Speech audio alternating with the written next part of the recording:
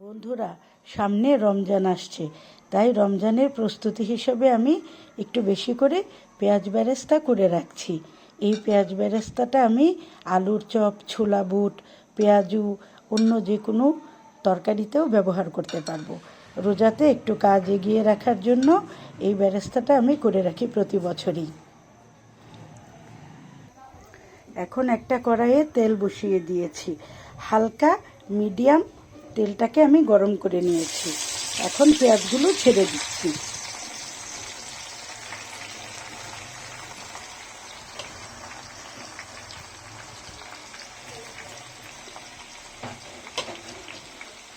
সবগুলো পেঁয়াজই আমি তেলের মাঝে ছেড়ে দিচ্ছি।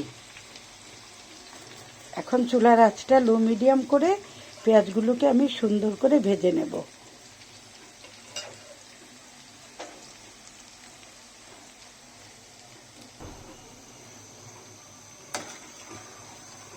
এখন ভালো করে নেড়ে ছেড়ে পেঁয়াজটাকে আমি ভেজে নিচ্ছি।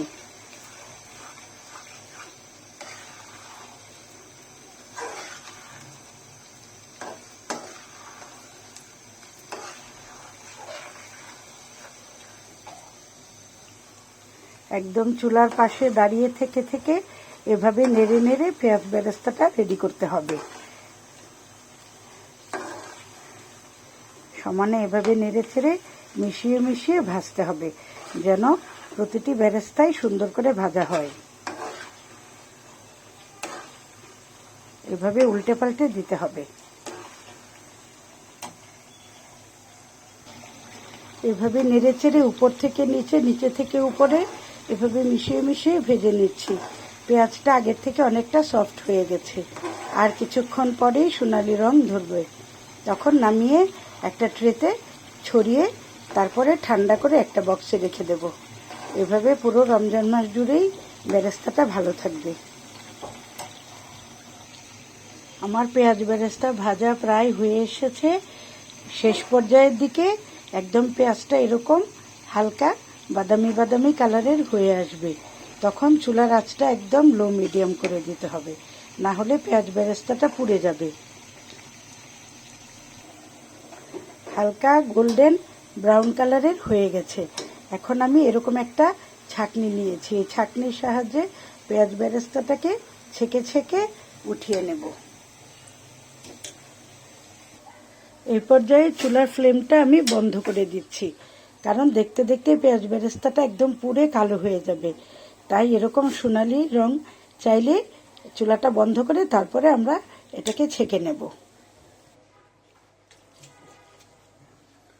তো এখন তেল থেকে এভাবে ছেঁকে বেরেস্তাটাকে আমি একটা প্লেটে নামিয়ে নিচ্ছি।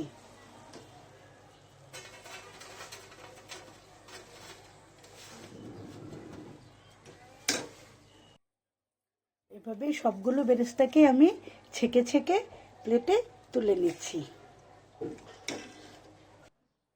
মাশাআল্লাহ, পুরো বেরেস্তাটুকুই আমার হয়ে গেছে। খুব সুন্দর একটা গোল্ডেন ব্রাউনিশ একটা কালার এসেছে, মাশাআল্লাহ। এখন এরকম ছড়ানো একটা ট্রেতে আমি সুন্দর করে এভাবে ছড়িয়ে নিয়েছি, আর একটু ঝুড়ো করে নিয়েছি। এই যে দেখো কতটা মুচমুচে হয়েছে।